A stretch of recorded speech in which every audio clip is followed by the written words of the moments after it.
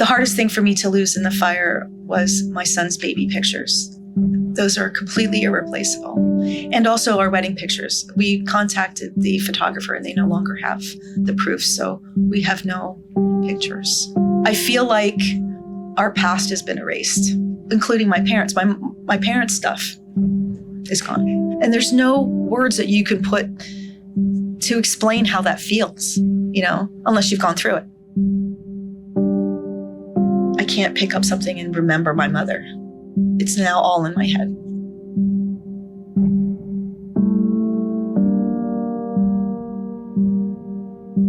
My name is Linda Bazilian, and I am the Director of Academic Programs for the Department of Biological Sciences at USC.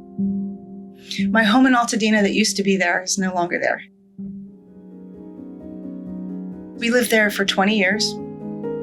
We are a very close-knit community. It was a really fun place to live. We have commonality with animals, and so we started sharing dog walking, and somebody would go out of town, they'd come to our house and watch our dog, and then we would watch their dog, and that's what Altadena is like too. It's extremely friendly. So when I first learned about the fire, I was sitting here in my office. I think that's one of the things that trauma has removed from my memory. I don't remember how I first learned about it, but I think it might have been like a news thing that popped up on the computer. I'd never really considered that it was going to come into our neighborhood. It's just not something that you think is going to be real. Like, we didn't think it was going to be moving in a westerly direction. We thought it was going to go north. But my husband, though, he was at home and he called me and he told me that he thought it was best that I stay at work, that it was safer for me to stay here. So I did that.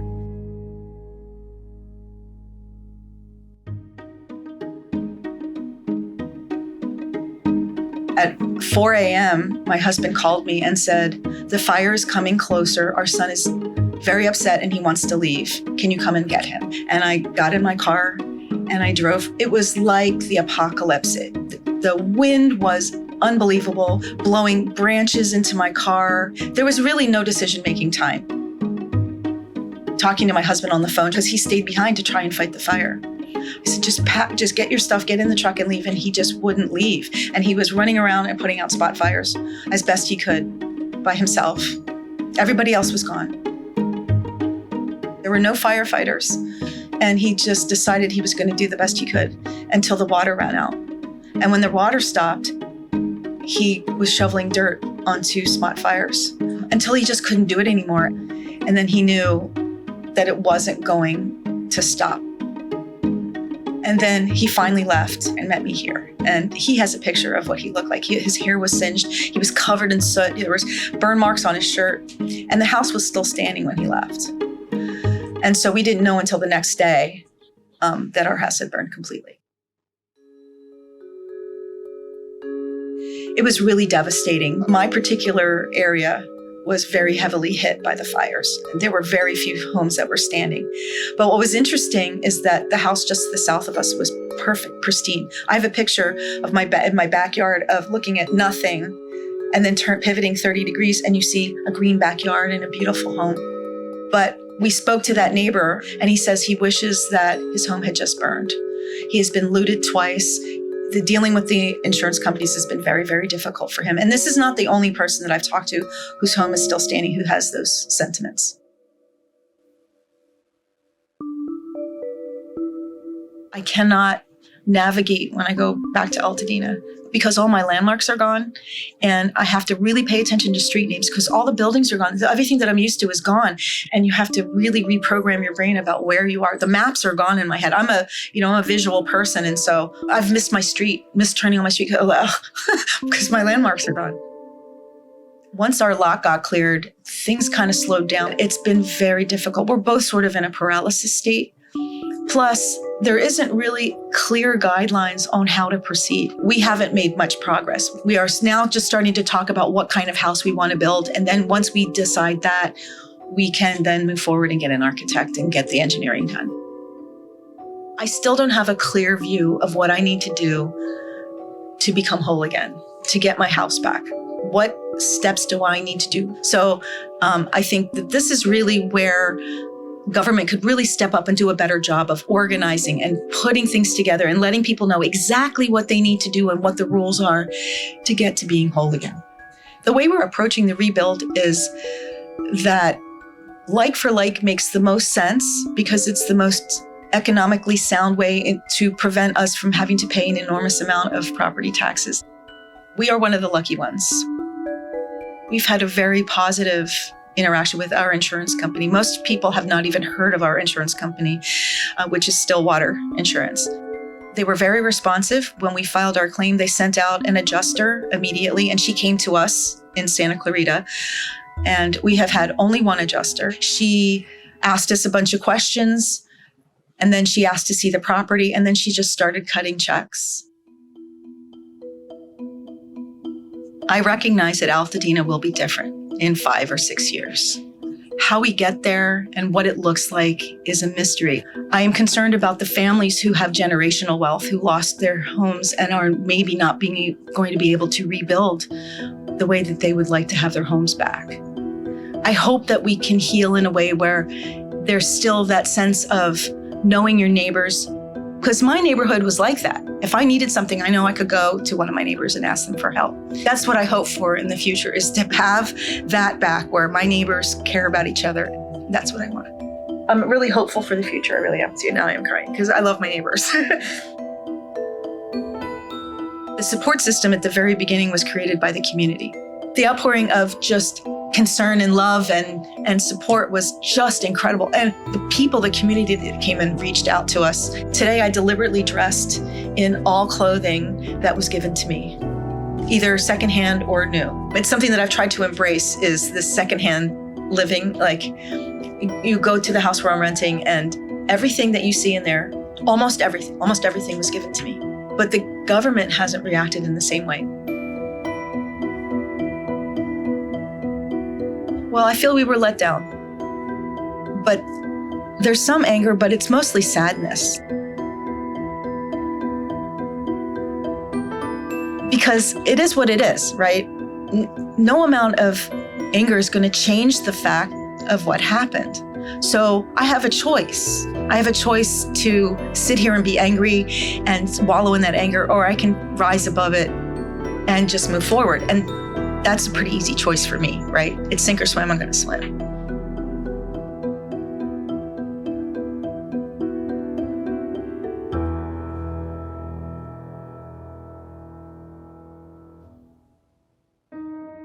Since the release of this report, I've heard from many residents, some of whom are in the audience, who've shared that this report leads to more questions than answers and, quite frankly, a lot of anger.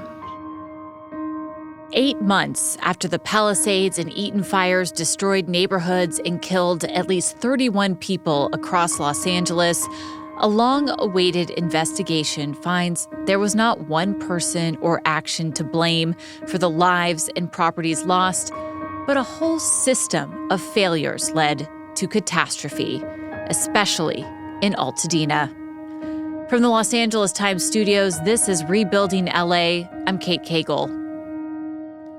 19 people died in the Eaton Fire earlier this year, and all but one of them lived in the neighborhoods of West Altadena. This is where residents say they received evacuation orders after the fire had already reached their streets. If they received one at all, many said they were never told to leave, not via text or a knock on their door. If they did get a warning, residents said there were no firefighters or sheriff's deputies anywhere to be seen.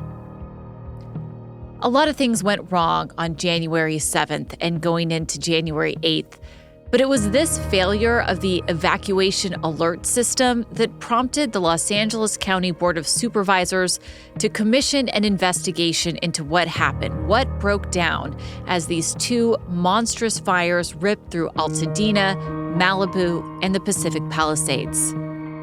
A consulting firm called the McChrystal Group released the results of the investigation in September.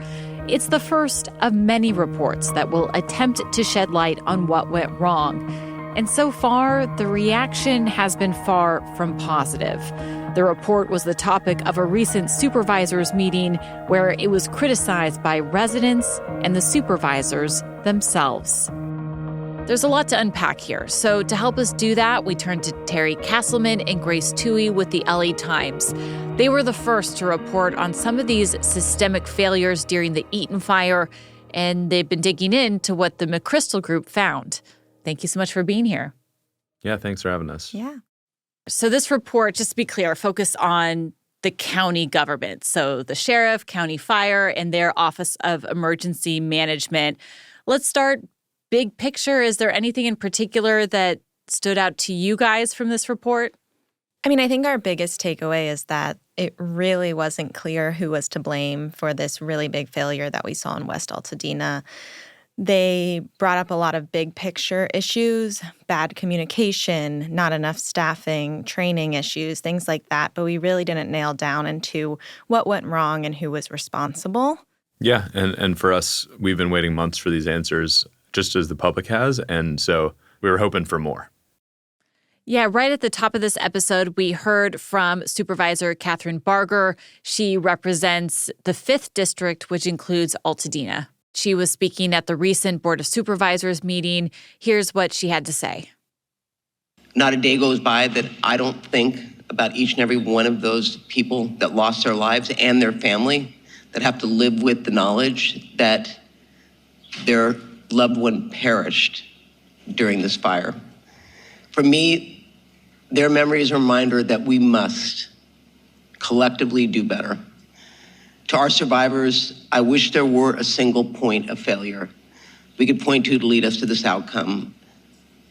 However, I do think there are questions that need to be answered and uplifted. What were some of the criticisms we heard to the McChrystal Group about this report? Well, there were a number of criticisms. I think one being the overarching theme that other agencies outside of the county did not participate in the report. It seemed like the supervisors wanted to hear from LA City Fire or the Federal Communications Commission, other groups which might have been able to shine more light. As one of the McChrystal people said at the Tuesday board meeting, this was really a one-sided report because all they could get was the county employees' point of view.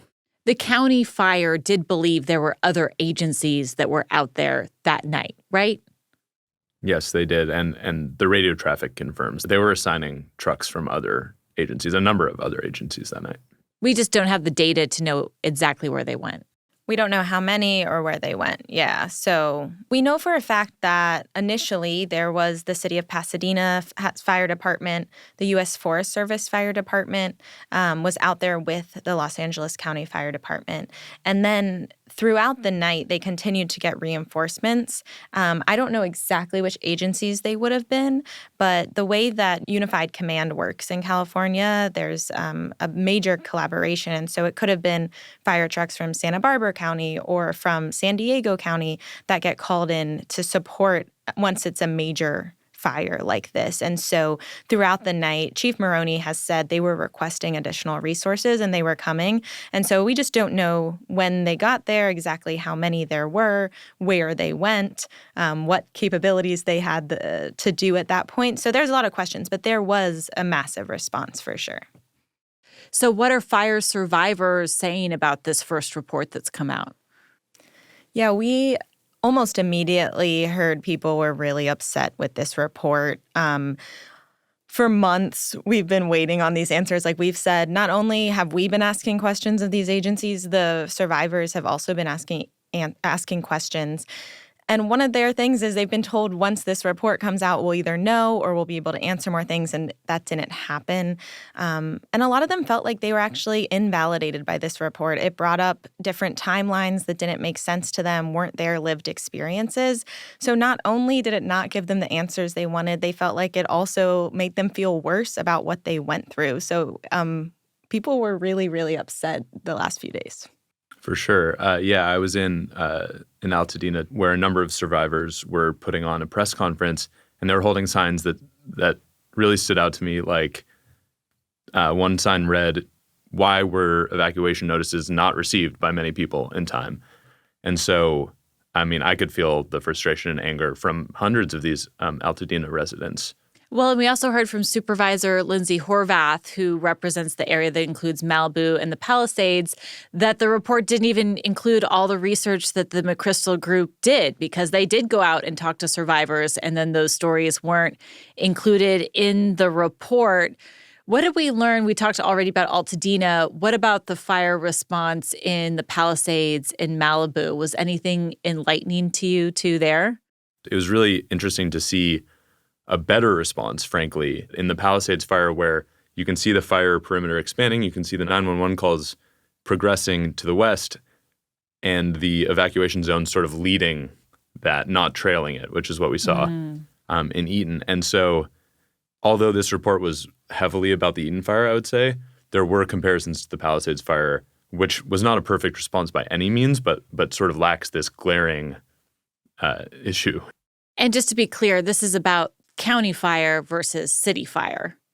Right, which is also another thing to point out, which a lot of the Palisades fire occurred where the city was. So the county, though, was in unified command with the city almost immediately for the Palisades. So it was still reviewing kind of how these county agencies were a part of the Palisades fire.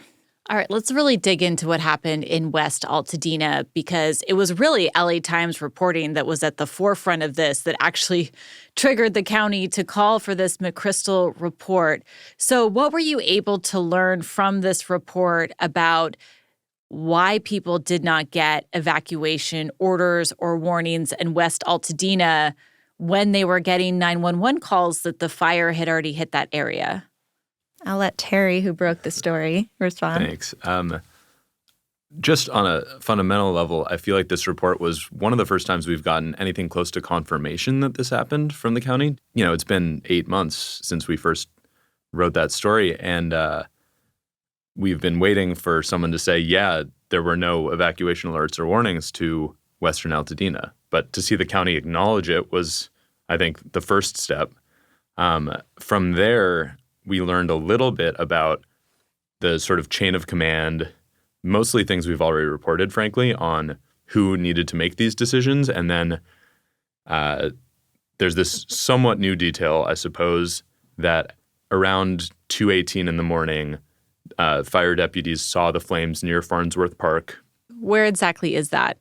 So Farnsworth Park is right on the border of eastern and what we have defined as Western Altadena. It's sort of on the northern end near the foothills, and fire deputies near Farnsworth Park observed flames moving towards the park, and they called it in on the radio to Unified Command. At that point, Chief Maroney says fire officials decided to expand the evacuation perimeter to include much of Western Altadena. That was 2:18 a.m. Those orders did not go out until 3:25 a.m. So that delay was a major subject of questioning at the county hearing. When were the first 911 calls coming in? Yeah. Okay. So the first one was, I think, 10:51 p.m., Oh, 10:52. wow. The report sort of puts that call and another early call into a separate category of reports that came into 911 where the house and none of the houses on the block near it burned down. So the report was sort of trying to characterize those as mistakes or calls that were red herrings. I would disagree with that framing. I think I actually spoke to the woman who made that first call, and she called because she could see flames near her house. Her house was not on fire. None of her neighbors ended up burning down on her block. But, I mean, homes 2 blocks away burned down. So to say that her call was a red herring, I think is just not right. Something that was concerning was how the report characterized these early calls as, oh, these homes maybe weren't on fire, but you want to be evacuated if there's a fire that you can see or there's smoke already in your area. And that's something that we've tried to repeatedly report. The fire was threatening West Altadena. These people were in danger, and they did not get those reports to leave. They were not told that they should be ready to leave. They didn't get an evacuation warning. They didn't get an evacuation order until 3:30 in the morning, which was, as Terry said, almost 4 hours after 911 calls started reporting that there were flames nearby. And other areas did get calls to evacuate, correct? Certainly, yeah. If you look to the east on these maps into Sierra Madre, these areas got really early evacuation warnings, and the fire never got there in many cases. And one of the answers is that firefighters thought the fire was moving east, which is sort of a historical pattern of fire in the area.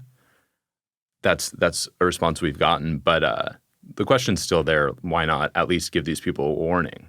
So many people rely on these maps to decide whether to leave. And if you're issuing something at 3:25 a.m., a lot of people are going to be asleep. It's just not the most effective messaging.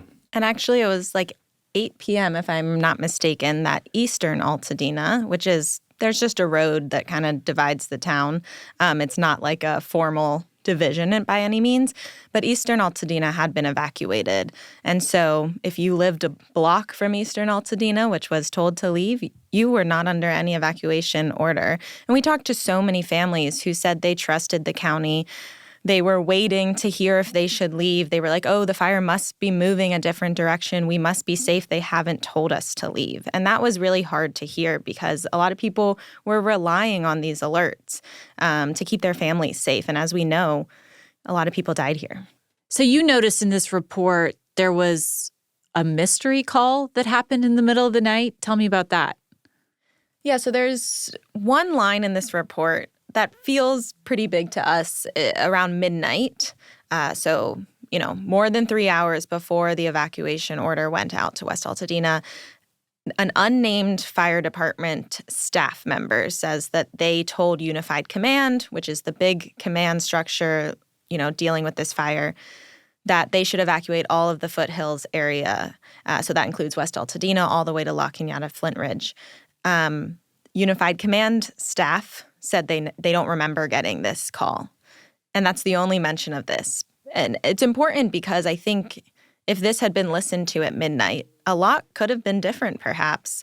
3 hours is a lot of time. A lot can change in that time. And as we know, with how much these winds were blowing, how fast this fire was moving, a lot was going to change. And so that's another big question. Why was that ignored? Where did that go?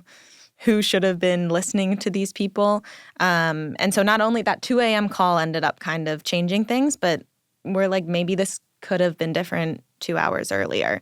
And we kind of wish the report dug into that a little bit more as well. Definitely. In the wake of this report, we saw the LA County Sheriff Robert Luna and the County Fire Chief Anthony Maroney sit in front of the Board of Supervisors and try to answer some of these questions. Let's play a clip of what the fire chief had to say. On the morning of the 7th, we made the call to hold the entire off-going shift of 900 firefighters. We have never done that in the history of our fire department before any fire started. And then on Wednesday the 8th, we recalled our remaining shift and had all 2,700 Fire Series personnel on duty beginning on Wednesday morning. So the LA County Fire Department was positioned to provide mutual aid to all of our regional partners. Like Sheriff Luna stated, LA is a complex environment when it comes to public safety. We have 30 different fire departments in LA County and 44 different law enforcement agencies. So it is very difficult and challenging during times of local or widespread disaster to coordinate all of those different resources. What was their response to the concerns about the lack of evacuation orders in West Altadena? So they repeatedly emphasized how difficult the conditions were that night, and I don't think we dispute that at all. I think it was chaos. It was really windy, really smoky, really hard to communicate. So they start there. They also emphasize that there were sheriff's deputies, at least, out in the field before that evacuation order went out, helping people to evacuate. So they claim they've saved thousands of lives that night. That being said, Chief Maroney has acknowledged that an alert could have come sooner for people. So we had all 3 teams of incident commanders out. But after reading the report, I realized that our incident commanders were operating with the best information they had. As they were alerted to a fire moving into an area, they did their very best to pivot resources into that area. However, we saw on the map that there were delays in that. because we were outpaced by the speed of the fire. This was unprecedented. We have never seen a fire of this magnitude before in LA County or our department's 102-year history. He was asked directly about that 2:20 a.m. or so Farnsworth Park decision that led them to issue an evacuation order for much of Western Altadena. And he said it took until about 3 a.m. for them to communicate with the Office of Emergency Management and issue the sort of directive to put out that order. So that 40-minute gap came up at the board meeting several times, and he said we could be faster there.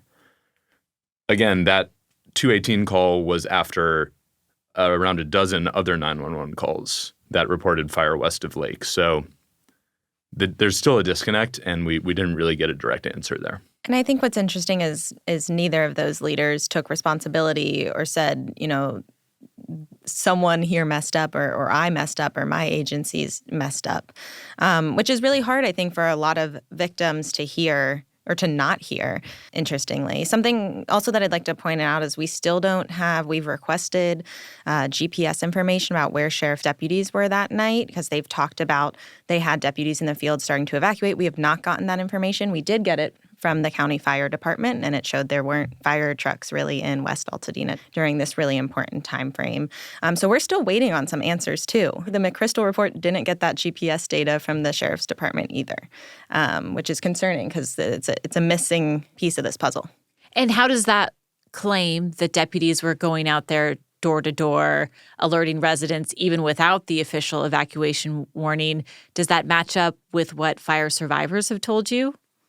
Yeah, so we've definitely heard a few instances where people, had a deputy on their street knocking on doors. It was not widespread. It was not everywhere. And so that's kind of the question. The other question that we've asked is, what responsibility did those deputies have on the ground if they were seeing the danger and the stress in this area? Should they have called this in and said, have we evacuated? Have we sent out alerts?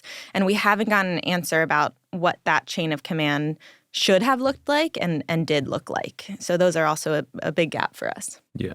I just wanted to add one thing there. Even if those deputies are in a scramble and they're trying to evacuate people and they don't have time to check what the map looks like, that's fair. But you would think there would be someone watching their movements, the deputies' movements, and tracking what they're up to. And at some point, someone would have an opportunity to notice, oh, we're evacuating all these areas and none of the people have received any alerts about getting out of there.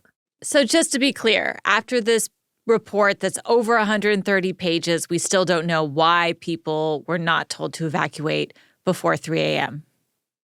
Correct. I think what we found out in this report is there was a lot of confusion.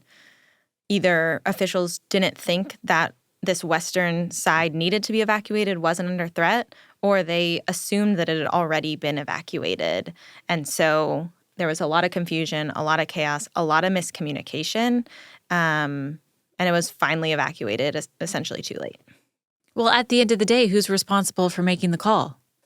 And that's the question. And I think something also worth pointing out, and I've heard this from a lot of residents, is they're not trying to be mad at these deputies or firefighters who are on the ground in these really horrible conditions, trying to save people, trying to respond. It's more who wasn't making these decisions from the higher level, who wasn't watching where these vehicles were, who weren't looking at where the 911 calls were coming in from. So it's more of a higher level decision-making and leadership issue. And you asked who's responsible. That's sort of the question at the heart of so much of our reporting. We might just lay out the sort of chain of command and the decisions that lead to an evacuation order or a warning. The fire department, the county fire department, is responsible for tracking the progression of the flames and deciding where evacuations need to happen. The sheriff is responsible for enacting those orders, getting to people's homes, knocking on doors, sirening, trying to get people out. And then the Office of Emergency Management is in charge of actually typing in the alert, sending it out. And so there's this division of responsibility, which comes up in the report, which sort of allows everyone to say, it was a failure of communication between the three of us. There's no one person who was in charge here. Ultimately, it seems like fire needs to make the call. They didn't make it as soon as they should have. Are you guys surprised that the report isn't more specific in the blame compared to other reports that you've seen in the past? Or do you feel like this is kind of par for the course, though? They commission these big reports, they talk to everyone, and then at the end of the day, you get it was the system that didn't work. Right. I mean, McChrystal Group started by saying this is not a report that's designed to assign blame. That seems to be how these reports go generally. We should shout out our colleague Jenny Jarvie, who has a story coming out very shortly on a comparison between the Woolsey Fire After Action report and this one. It seems like generally when government goes to an outside contractor or firm for one of these reports, what they get back is a list of recommendations for better procedures in the future. That might be helpful, but often what the public wants, and frankly what we want, is more detail into what actually happened. And I mean, that was somewhat sparse here. Given the lack of participation also from cities in this report, do you feel like we'll ever get these answers? I think that's a tough question. We are still digging. We want to get those answers. We are pushing for those answers. And I think the thing that keeps us going is there are a lot of residents who still really want these answers. And we've heard from people who are scared to move back. They want to move back, but they don't feel like they can until they have these answers. I'm not sure if we're going to get it in an official report, perhaps. Right. But we're still working to get those answers. You know, we heard a lot about the terrible conditions that night. It just begs the question, why not just issue a blanket evacuation? Just tell people to get the hell out of there. Yeah, that comes up briefly in this report. They mentioned that officials were actually considering this idea of creating too much hysteria or clogging up the roads if they're telling everyone to get out, which might be a factor to consider. Obviously, we've seen other fires where it's been clogged getting out and it's been dangerous. But we've looked at, actually, the state has recommendations on this for when and how to issue evacuation alerts. And they say that over-evacuating should not be a concern. And especially a place like Altadena, there were a lot of roads to get out of there. It's not like the Pacific Palisades where there's, one road up and down. But it was interesting because it was mentioned in the report as something that they were considering. And so we're worried that maybe that was, one of the factors that kind of kept them from issuing larger evacuation orders or just warnings, letting people know that you're in the potential path of the storm. Could it be that people weren't forthcoming because they're worried they could face some sort of liability if they admit they didn't do it? I think that's very fair to say. We've already seen a ton of lawsuits related to both of these major fires. Something that I thought was really interesting in this report is there is not a single person named in this McChrystal report, not even Sheriff Luna or Chief Maroney by name. They say they interviewed, I think, almost 150 people for this, but no one is named. And I think that's for a reason. I think they're concerned. I think that's also probably why no one's taken responsibility yet for this. I mean, it was a big, big failure. The word death is in the report once. 18 of these 19 deaths happened in this area where people didn't get alerts as soon as they could have. It seems like there's some liability here to be concerned about. And the McChrystal Group wouldn't be liable. It's their job to, investigate this as best they can. And so the county might want one thing, but it was incumbent upon McChrystal to investigate this as deeply as they could. And they came up with, I would say, very little accountability. And that's what the public is upset with. All right. Well, I do want to dig into more of the systemic failures. Let's take a quick break, and we'll be back with Grace Toohey and Terry Castleman. Hi, my name's Jordan, and I'm a producer at LA Times Studios. I'm here to talk to you a little bit about our new sponsor, Ollie. Like many dog owners, my dog Zooms has become like a child to me. And with that type of responsibility comes the constant need to keep them happy and healthy. One way I make her mealtime a little bit better is through Ollie. Ollie delivers clean, fresh nutrition in 5 drool-worthy flavors, even for the pickiest eaters. Made in U.S. kitchens with the highest quality, human-grade ingredients, Ollie's food contains no fillers, no preservatives, just real food. And here's the thing, healthier food means a happier pup, more energy, shinier coats, better poops, and more excitement at mealtime. Fill out Ollie's 30-second quiz and they'll create a customized meal plan based on your pup's weight, activity level, and other health info. For any first-timers, Ollie will send out your pup's first box with 2 weeks worth of meals, a free storage container for mess-free serving, and a guide of how to gradually switch them over to their new diet. Dogs deserve the best, and that means fresh, healthy food. Head to ollie.com/rebuildingla, tell them all about your dog, and use code RebuildingLA to get 60% off your welcome kit. Plus, they offer a happiness guarantee on the first box, so if you're not completely satisfied, you'll get your money back. That's OLLIE.com/rebuildingLA and enter code RebuildingLA to get 60% off your first box. This report also talked about LA County's Office of Emergency Management, or OEM. So let's start with the top.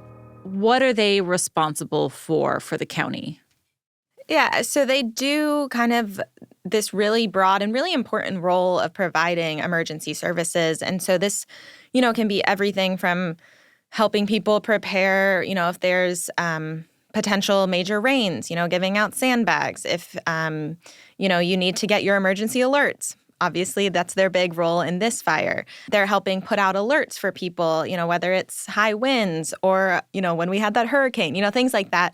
They're looking out for any emergency situation, helping inform and get resources to people who need them. We talked a lot about, in the first part of the episode, the evacuation alerts that didn't go out. But there were also alerts that went out by mistake. So is this the agency that's responsible for falsely telling people to evacuate? That's exactly right. Yeah. That's sort of in the background of all this, is they were dealing with a pretty catastrophic messaging error. And so many times at the county board meeting, people would bring up notification fatigue. I got this mistaken alert meant for the Kenneth fire. It was the day after. But that's still while the fire's happening in the case of Eaton. I remember because I was in my newsroom in El Segundo, and we all got the alert to evacuate, and we were like, this can't possibly be right. 10 million people got it. And so... Right. There was one also in the middle of the night. I was in, the South Bay, and it was like, you need to evacuate for this fire that was up in North Los Angeles County. The supervisors themselves got these alerts. And we're trying to figure out what was going on. And so there's this whole sort of confusion around what is going on with this tech system that is involved here with the Eaton fire, but it's also subject to its own sort of investigations. And they're trying to work out the technology on these WEA wireless emergency alert systems. It's like a whole mess. It involves the FCC, which we've mentioned briefly. It involves FEMA. Our colleague Jenny Jarvie goes deeper on this stuff. The whole picture of how you alert people is quite complicated and genuinely a challenge. The decision whether or not to alert, I think, is a more sort of clear-cut issue than the fact that these systems don't work perfectly all the time, and sometimes cell towers go down and it can be hard to alert people. And those erroneous alerts were more of a technology issue, and our colleague Rebecca Ellis also reported a lot on the company that provides the technology for the Office of Emergency Management to send out the alerts. It's a contracted company, and so there's so many different elements to this. Right. The director of OEM, Kevin McGowan, basically, it got very technical, talked about it was pinging in a cell phone tower, that it was cached. Yeah. They tried to send one just for the Kenneth Fire area, and it went out to 10 million people. So that's one issue. And then secondarily, it continued to echo for like a day. So what did the report find about the additional alerts that went out? So this was actually a report that Congress did looking at these echoing alerts, because they decided it seemed like it was a FEMA issue because they help with those alerts. And while we thought it might have been cell towers were down and people were losing cell service, getting it back, they said the echoing alerts, which we talked about, were coming at random times during the day, was there was actually an overload to the system. There were so many alerts going out so regularly over that week, which if we remember that week, there were so many fires. And so there isn't really an answer for how to respond to that yet either. So they had two huge problems there. And so the supervisors were mad about that already. And then they find out from our reporting about the issues with evacuation alerts. It sort of put Director McGowan in a difficult situation. And I would say he has gotten a lot of the heat for this. His Office of Emergency Management has, especially in the Eaton situation. But what our reporting shows is that fire deserves plenty of the blame. sheriff has a lot of unanswered questions too. Well, and as long as we're spreading around the blame, the Office of Emergency Management for LA County is pretty small, right? Even compared to other jurisdictions of a similar size. So is there an argument to be made that it's understaffed? 100%. That was actually one of the most interesting findings that we didn't know about, I would say, in this report, compared to like New York City, which you would think, Los Angeles, New York City, a good comparison. Our Office of Emergency Management is much smaller than theirs. But even compared to, I think it was San Diego, the report compared it to, which is obviously a much smaller jurisdiction than Los Angeles, their Office of Emergency Management or Emergency Services was much larger than Los Angeles County, which you think how many people live in Los Angeles County. So one of the really crazy things, they said only 4 people who worked in that Office of Emergency Management were trained to actually send out the alerts. And one of them was like at a training that happened to be not there January 7th. And so, you're down to 3 people and they're working for that week. I mean, that 24/7. whole week, they were working pretty much 24/7. So not to say that's the reason there were errors, but it's probably a factor in some of this and a concern that that's kind of the situation they were dealing with. Did the McChrystal Group make recommendations for that? Absolutely. For all 3 agencies concerned, I'd say the recommendation was the same, which is more budget, more staffing, more people. I think a fair counter to that is if these agencies are making these issues, is the best solution really just to give them more money? But the comparison is valid that OEM in LA County is much smaller than in other places. But they talked about sheriff department vacancies and a lack of vehicles for the sheriff. Same with fire. The number of firefighters has gone way down too. So one answer is just, I guess, put more money into all of these agencies, but the county budget is tight. That's the other thing that came up at the meeting. So each of these decisions might mean foregoing spending somewhere else. And the sheriff's saying they need a new dispatch system as well. Both the sheriff and the fire department, these sort of computer-aided dispatch systems, CAD systems, the sheriff said theirs is 38 years old. The fire department said theirs is 31 years old. Neither one's in the cloud yet, so they can't communicate with one another. I mean, 30 years ago was like dial-up internet. Yeah. Right. I mean, people didn't have cell phone. Think about all the new technology that they could be using to improve how they're responding to people and not having that. And just one line in the report also said at Unified Command, there was no internet. So everyone was relying on calls and text messages that were spotty. I think there are solutions to a lot of these tech problems. These computer-aided dispatch systems are a little more complicated, but 38 years old, not being able to communicate with the other systems so that fire people know where the sheriff is. That's one of the big recommendations of the report, to update these systems, and I think it'll help. It can't hurt. And this is a county that's supposed to be prepared for a major earthquake to hit one day. Right. Yeah, right. Not to mention another major wildfire that might come. That's something that I've heard from a lot of residents too, is they're like, how can we not be ready for these events that we know are going to happen, whether it's where, the scale, etc. But it's a concerning thing to think about these really important agencies not having the staff, the training, the technology that they need. All right. Well, I want to talk more about solutions when we come back, but first let's take a quick break.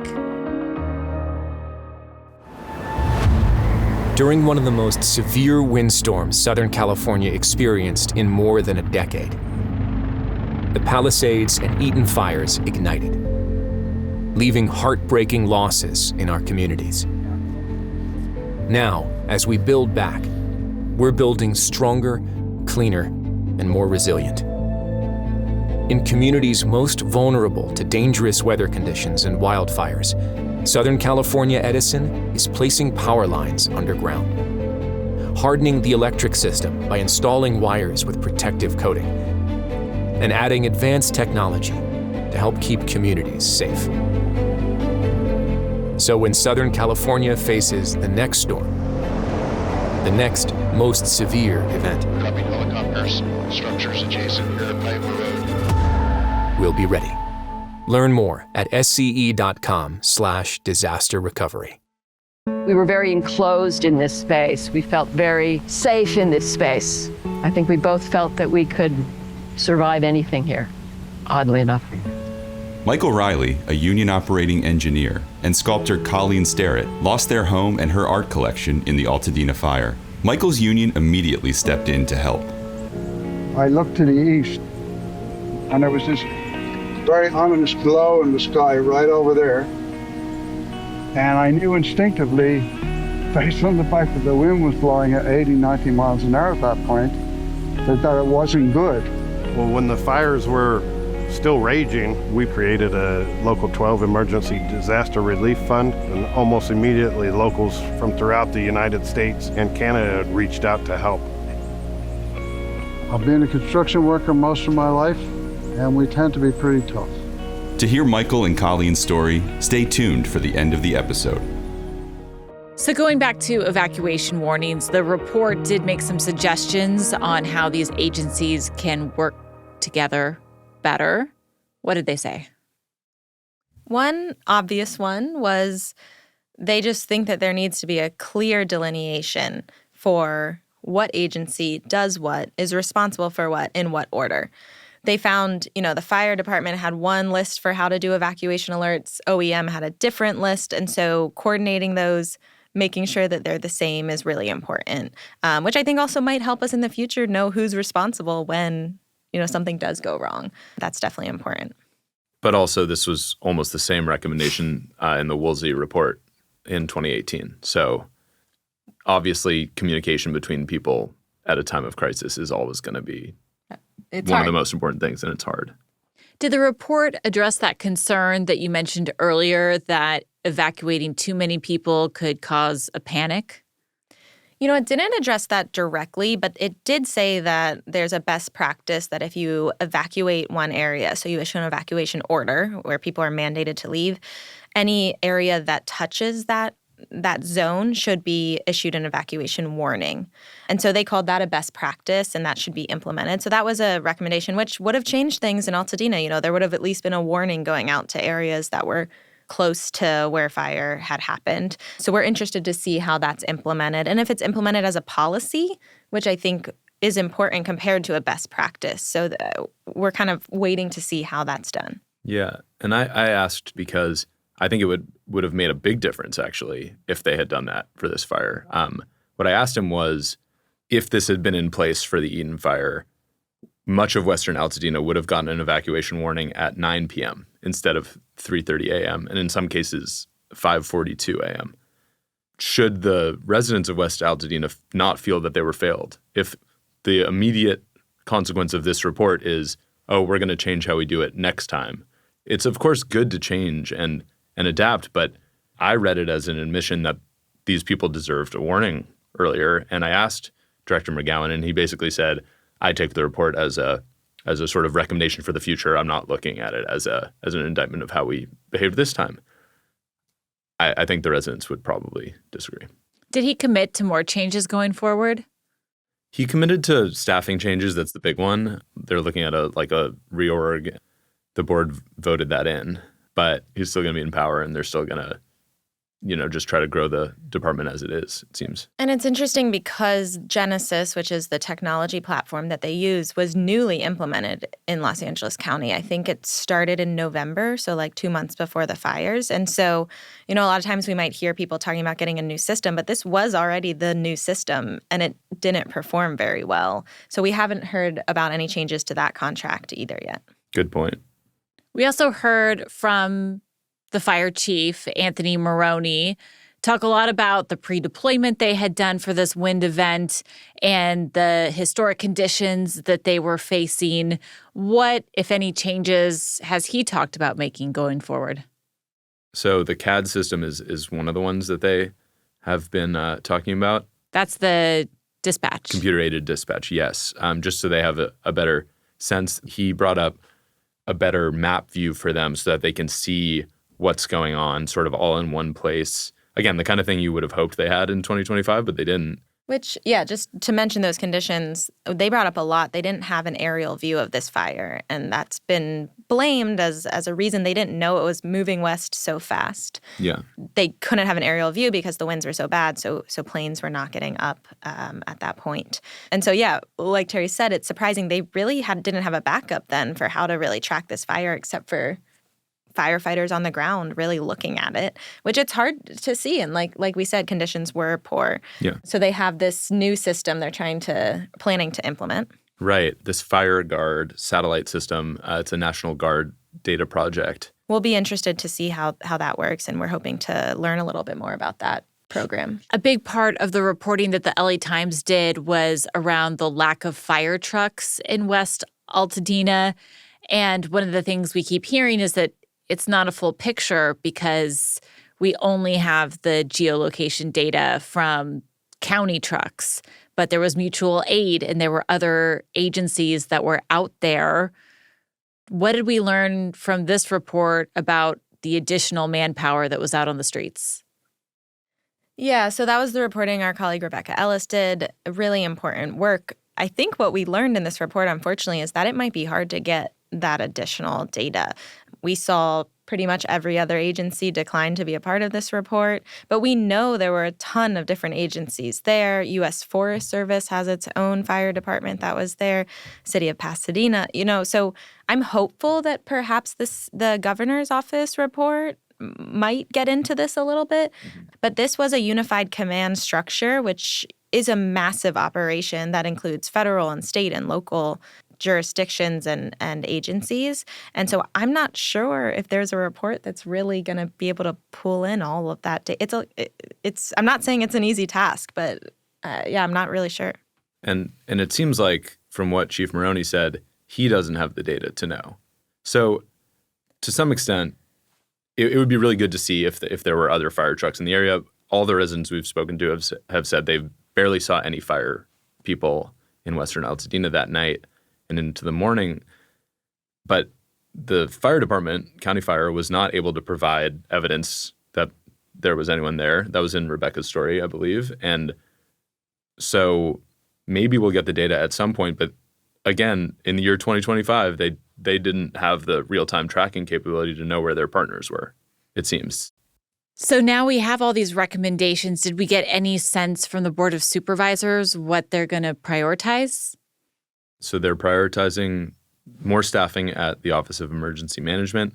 They are prioritizing these new computer-aided dispatch systems for sheriff and fire. In the case of the sheriff's department, they're hoping to get that in place by the end of the year. As Grace noted, putting in a new tech system can come with its own issues. So we might be heading into fire season with now, again, new technology that should be better, but who knows how it performs the first go-around. And so there's a lot of questions there. I think all in all, 8 months later, this McChrystal Group tried to get any data sources they could to make a more clear picture. I would say they didn't get a whole lot. And it seems like the only thing that could have been used in this scenario is the 911 calls. That's the one piece of data that they had that night. And 14 of them were not heeded. This is just the first of several after-action reports that have been ordered. We also have the city. Governor Newsom ordered one. Do you think we're going to learn more? I think we definitely will. I don't know how much we'll get into this issue of West Altadena and what happened there because, like you said, a lot of these reports focus on different things. So this report was focusing on evacuations and alerts, and we didn't get those answers. I think we will learn a lot more about the recovery, the rebuilding process, and also the firefight. This didn't focus on firefighters' locations, deployment of resources. And so I think that we will hear a lot more about that in both the city's report for the Palisades and the state report. And you mentioned there's some congressional reports as well that will be coming out. Yeah, there's a lot of reports coming. A lot of reports. There will be many reports, but as Grace said, for this issue that we've focused on so much this year, this is probably the final accounting from the county. These concerned residents are asking Attorney General Rob Bonta to start his own investigation. So maybe there will be more to come here, but I would say the most likely outcome is that this report, this $1.9 million McChrystal Group report, is the final say from the county. Grace, Terry, thank you so much for being here. It's very interesting. Thanks for having us. Yeah, thank you. That's Terry Castleman, a data reporter for the Fast Break Desk at the LA Times, and reporter Grace Toohey. And that's it for Rebuilding LA Today. Thank you for listening. We'll have some links to some of Terry and Grace's stories in our show notes. We'll be back next week with Lessons from Paradise, our conversation about how that town is recovering almost 7 years later after the Camp Fire. Please listen to that anywhere you get your podcasts or on YouTube. Now a word from our sponsor. When you think of construction workers, the term art does not immediately come to mind. But if you talk to workers who build things, they often mention their creativity. Michael Riley and Colleen Sterrett lost their home and her art studio in the Altadena Fire. The art that was lost and the challenges of reconstruction are on their minds. Rebuild SoCal Partnership visited Michael, a union operating engineer, and Colleen, a well-known sculptor, on a Sunday afternoon as they planned for the future. Yeah, look at the pine, Michael. Yeah, I know, it's coming back. We were very enclosed in this space. We felt very safe in this space. I think we both felt that we could survive anything here, oddly enough. Yeah, I had a studio full of work, a 50-year archive of my works on paper, so it's pretty overwhelming. But having been here a number of times over the last 3 months, I really feel it's time to let go and move on. Yeah. This kind of hardscape is not done anymore. There aren't too many people around who know how to do this. One of the things that is really important to us is the fact that when the Corps of Engineers come to remove the foundation of the old house, is that this does not get damaged. It's very important to us that we preserve this as part of what we inevitably will rebuild here. I looked to the east, and there was this very ominous glow in the sky right over there. And I knew instinctively, based on the fact that the wind was blowing at 80, 90 miles an hour at that point, that it wasn't good. The main thing, because I do such large sculptural work, we weren't going to bring the sculpture, but I brought my computer, all my hard drives with all of my documents of my work. Dogs packed up, and we headed out about 9:45. Our neighborhood didn't get an evacuation warning until 3:30 in the morning. I was very fortunate to get into the Operating Engineers Apprenticeship Program because it gave me a very great understanding of what an operating engineer does in building and creating. Well, when I drive around Los Angeles and I look at the buildings and the bridges and all of the things that have been built, I see beauty. Union Local 12 and locals from around the country provided us with financial assistance when we needed it, and we are forever grateful. And it proves the strength of unity and being part of an organization that cares about people. David Sikorsky, leader of Operating Engineers Local 12, could see the fires from his office window in Pasadena. He knew that many of his members would be impacted. Well, when the fires were still raging, we created a Local 12 Emergency Disaster Relief Fund, and almost immediately locals from throughout the United States and Canada reached out to help. Operator John Renner worked the excavator on the site. They requested us to come help do their house because they saw us on a previous house, so I felt lucky enough to help out a fellow member.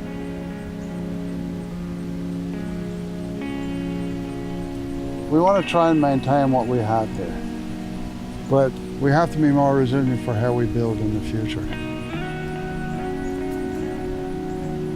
I'm Irish, and we tend to be pretty resilient given our history. I've been a construction worker most of my life, and we tend to be pretty tough. I'm a sculptor, and we tend to be pretty resilient too. It will be a great relief for us once this thing is cleaned off, and it gives us then an opportunity to look at what the potential is for the future here. My sculpture comes out of a combination of my lived experience, my love of nature, and how I move throughout the day. I am very excited to get back to work as soon as I can and get back to our life. The operating engineers Local 12 has made a commitment to the community here and the members that lost their home, and we're going to be here for the long haul. Rebuilding LA is hosted and reported on by me, Kate Cagle. Our senior producer and showrunner is Megan Larson. Our associate producers are Jordan Patterson and Megan Botel. Our camera operators are Michael Siegel, Carter Wells, and Peter Grayson. Our director of post-production is Patrick Stewart, and our senior sound recording engineer is Nick Norton, with audio engineering help from David Iskadarian and motion graphics by Dougal Henkin. Our video editors are Daniel Flesher, Michael Ray, and Peter Grayson. Ben Church is our senior coordinating producer. Our podcast marketing manager is Bryn Jura, and our product marketing director is Becca Dorman. Our general counsel at the Los Angeles Times is Jeff Glasser. Special thanks to President and Chief Operating Officer of the Los Angeles Times, Chris Argentieri, and the Executive Editor of the Los Angeles Times, Terry Tang. And one final thank you to all the residents of Altadena, Malibu, and the Pacific Palisades for sharing your stories with us.